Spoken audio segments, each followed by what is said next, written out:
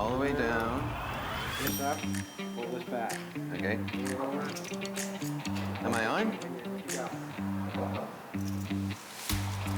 All right, here we go, behind the scenes, climbing the Dartmouth Tower of the McDonald Bridge. That's a long way up. This is the biggest ladder I've ever seen. Dang.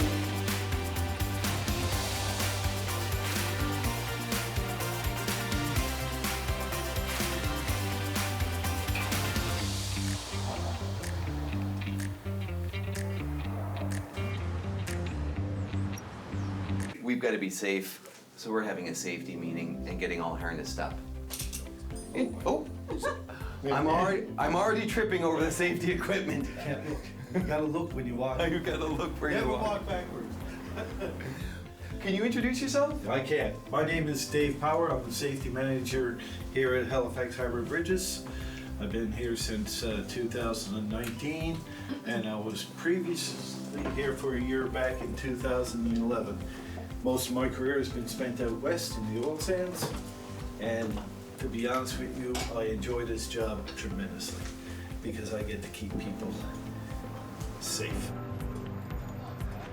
When you do a lot of construction work, you see a lot of hazards. You see how people, that's okay, when it's not okay. So it's training people and getting people to think about what they do and how they do it, and planning the work and working the plan. It's fundamental in keeping people safe. 3.5 years now, Halifax Harbour Bridges has not had a lost time injury, and I hope that trend just continues. It's 1,500 some odd days now since we had a lost time injury. Right now I'm going to demonstrate this harness. This is called a 5-point harness. This is for confined space areas.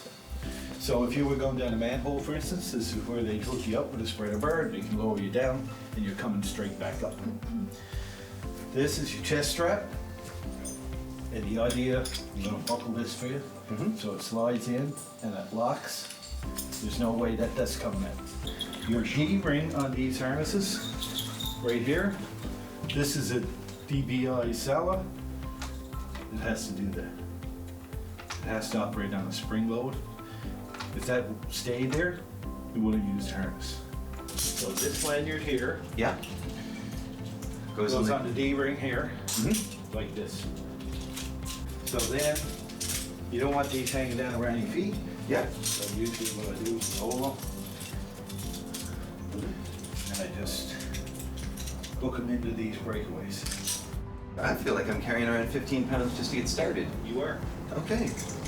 You are, but I tell you, if you're into this business, You don't you get notice so it. used to don't even notice. You don't even notice it. So, this is attached right at the base onto the line. We allow 3 people on the line at the one time. We need them 10 feet apart. And 10 feet apart is because if there was an emergency we had to rescue, we got to get between you. That allows us the ability to get there because we got to go around you. If somebody has a medical emergency and they're up at the top of the tower, you're going to be descended from over the tower down. When I think of CEOs, I never think of a bridge. How do you become a CEO of a bridge? Something I think most people don't reflect on very much when they use our structures for transportation or getting across the harbor, that there's a whole group behind the organization making it work, doing the maintenance, making sure that the transport over the bridge is safe and efficient every day. So we have a team of about 60 people doing that. So just a couple things to look out for. Steel's gonna be slippery, so be mindful of where you're stepping. You guys will be accessing, well, we're gonna be taking you out to the West Traveller. You can kind of see it right there with the green meshes hanging below the bridge. Remember, 100% tie off if you're near a live edge, 10 feet from a live edge. We're not going to be doing any chipping or anything out there because we're moving light weight, right? So if you guys carrying all your equipment, just we're kind of passing over traffic, land, all this. So drop falling objects. Be mindful. You tether stuff off, but be very careful when we're walking out because we're walking over live traffic. That's That's just it. Our guys, just keep a close eye on everybody. Be a job hazard. I'd like everyone to sign off and everyone to read before you sign it. What got me into What got you safety? here? In 1993, my wife's brother, who is 6 months younger than I am, and he was on the backside of a piece of plywood like this, say, and the guy was up front. They lifted it, they walked 2 steps, he went down through a hole, it wasn't secured, and that was on October the 1st, and he got up when he fell down, but his eyes had a lot of nystagmus in them. Apparently, so they brought him to the hospital, they put him in an induced coma. When his swelling started to come down, well, his brain basically separated, and he died on October the 9th. And all they had to do, and this is something about safety that's so easy, you never pick up something like this.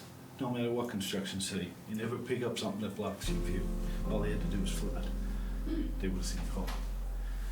And the effects of his death with his family have been far-reaching right to this day.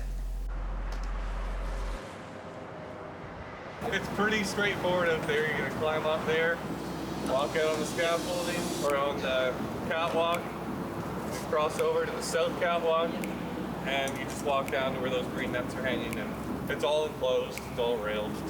I just gotta, still right, you gotta be careful when you go. Yeah. The consequences are real. There'd be various ways to climb down and get under the bridge, and then open steel work back in the day was how you did everything. The same way steel workers did when they built like the Empire State Building, or yeah, in those old videos, isn't it? None of our workers sit on the beams like they did in those classic shots. No, no. We are approaching the West Tower on the West Halifax Tower on Halifax Harbour Bridges on the A. Murray McKay Bridge. Big trucks use this bridge all the time. It's the lightest of the bridges, and it actually won awards for its lightness. We just heard that a little bit back. And this thing, every time a big truck goes over it, it really is moving a lot. Quite an experience.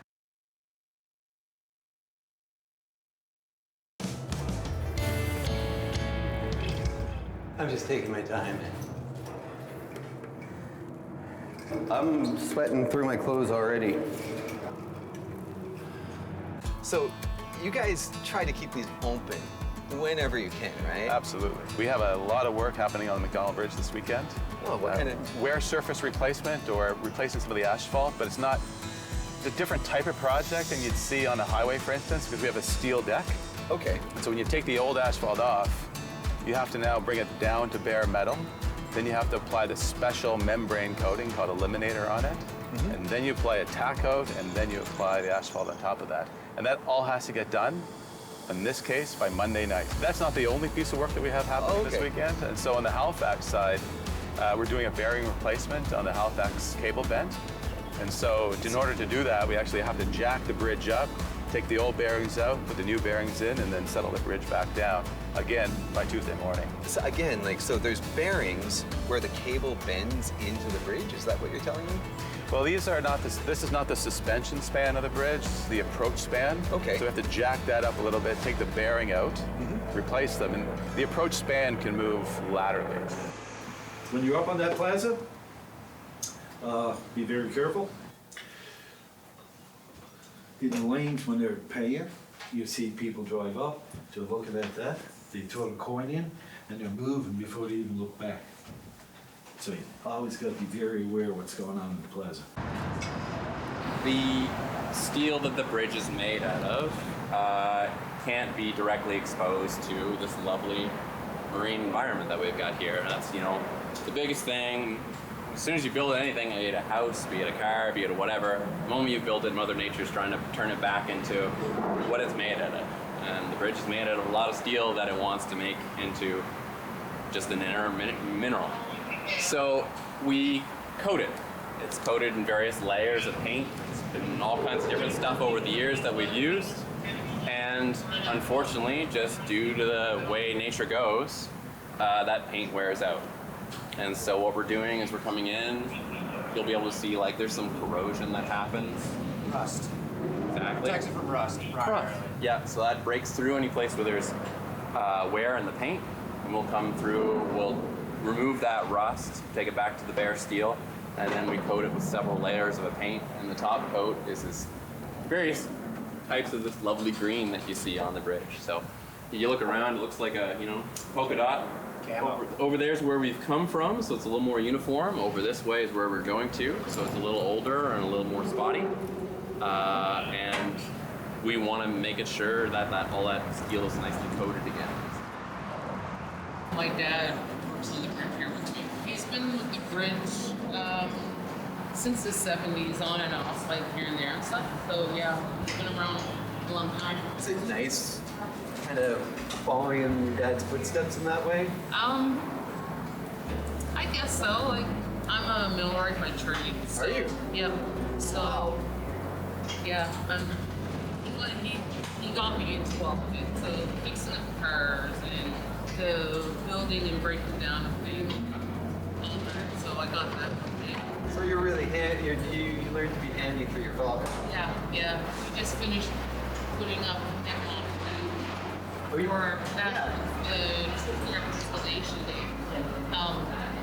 I have moved in me, so I have an association with the Native community, and it meant the world to me to be able to hang that flag. And not only that, my father was with me. So we got together, and he was bragging, he was going like, this is a historical moment. Never again will you find a father and daughter together working on the bridge. And I'm like, okay, bro, just simmer a little bit. There's no power out here, so everything we need to run is run pneumatically off air. So way back there's a compressor that runs out of the line and runs off of our pig, our manifold. So we split all the air basically into usable hoses, and then plug them into these guys.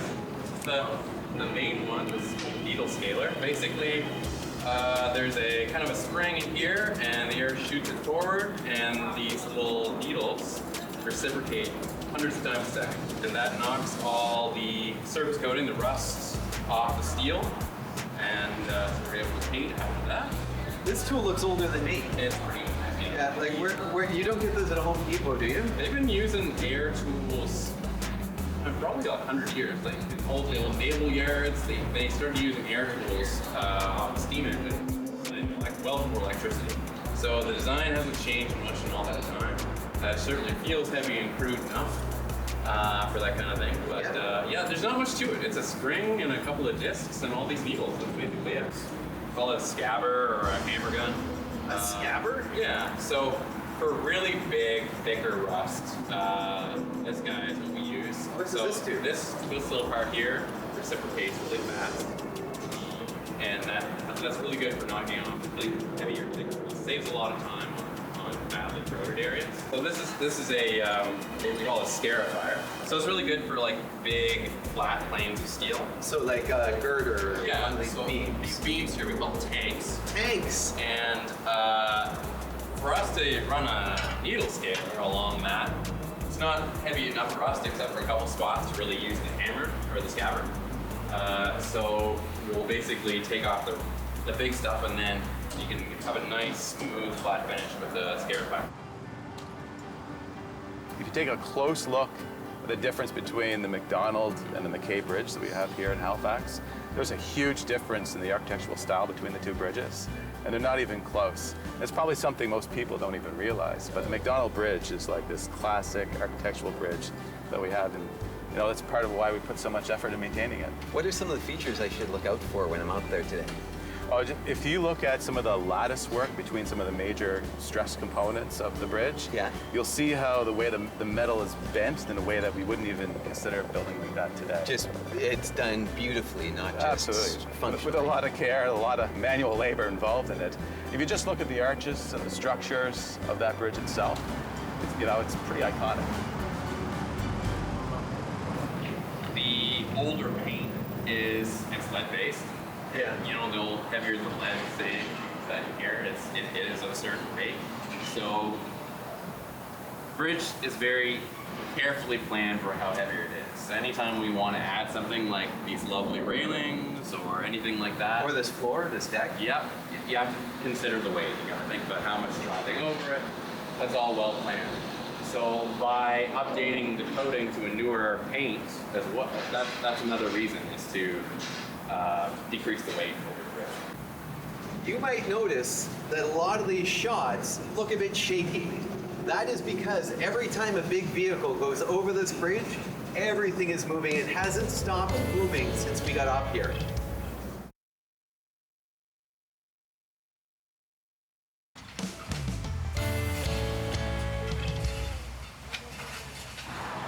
The story is about being back in the day, about how you'd climb all over it. And Back in the day, we never had these kind of harnesses. yeah, you had just like a belt and stuff. Yeah. If you fell, there goes your back. You'd break your back? Oh, definitely. Depends. You only had a 6'9". There's only rope. There's And you only hooked rope. on onto the cables, but still, you got hurt. You got hurt. There's no way of getting out of it. Yeah. That's why people today, the harness and the proper gear we got now makes a big difference. We're going up a 150-foot ladder, straight up. It's right here behind me, and I'm a bit afraid. When you're climbing the tower, use your legs.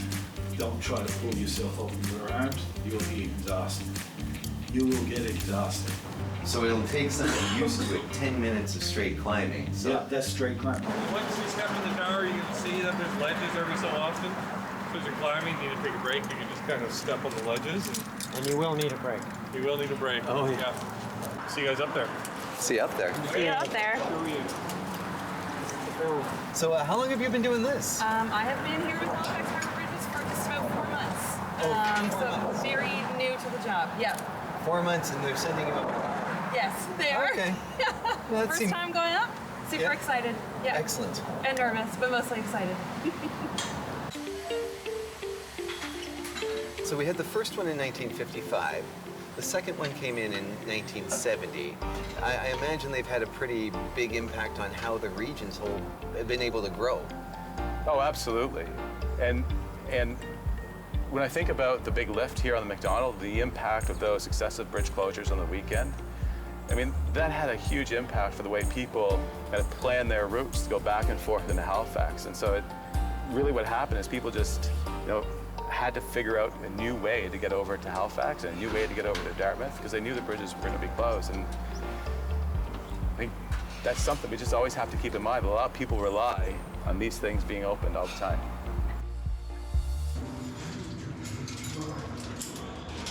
Watch your back while you're floating. It's closer to the rest.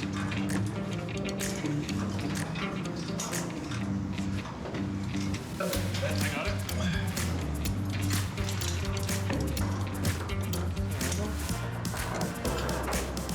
Go this way, because this table's got a lot more give. You're gonna have to squeeze in kind of like that.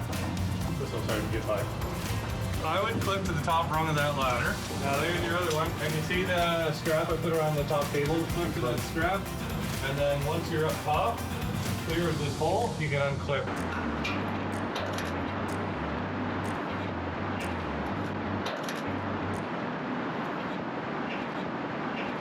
You've been up here a lot, haven't you, Craig? Yeah.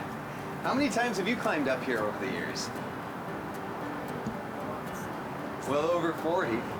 So you were here back when there were 2 lanes of traffic, Yes. and then the walkway was inside the bridge. Yes. Yeah. A different thing climbing around these places? No. Still the same. Still the same? Still super safe, hold on. The only thing that they really changed is the widening of the bridge. They never changed, like the open steel is right where the cable goes down under. Yeah? They never changed none of that back to the abutment. No, so They just changed from the cable bins to cable bins. This is the first bridge I ever started working on in the 70s. And then from there, we never started moving till in the 90s or the 2000 up to the McKay. now, this one has so much new material. What, is there a lot left to paint here? Because like the deck is all new. And you're mostly working on the towers now here? The new steel they got today is better than what it was before. When when they first started building this in the 50s, the steel was a little bit different. It was a little bit probably a little bit more stronger. The steel was stronger. And a little bit better. And then over time, stop to think. You got salt water with salt on it. It has to deteriorate, does it not? Oh yeah. Oh yeah. I have a friend who lives by the ocean, and the screws that hold on her deck, they've rusted right through, and it just dropped right off. So I think of all these bolts and all the metal work on here. If you look at them, they replaced a lot of them. Because remember, look at here. This is what they used to look. They used to be round. All rivets. All rivets. Yes. Yeah. And those are bolts. Yeah. So Yeah. that's the new part of it. I actually covered part of the big lift as a journalist here in the city. And over and over and over when it was happening, I kept saying, oh, I want to go up on the bridge, I want to go up on the bridge, I want to go up on the bridge. And I never had the opportunity. But now, in my new role, in the communications role, here I am. So, It's amazing. 4 months in, you've reached the top. I have. I mean, It's all that's downhill from here. that's a heck of a career path, eh? Yeah. If in 4 months you go from like the ground floor to the top of the bridge, that's some real growth. Yep. Have you guys measured the impacts of closures, like in terms of like hours of closure versus dollar figures and stuff like that? Because I imagine you measure lots of things. Yeah, no, it's a good question, and it's something that we're looking at very closely right now. You know that we redecked the McDonald Bridge a couple of years ago.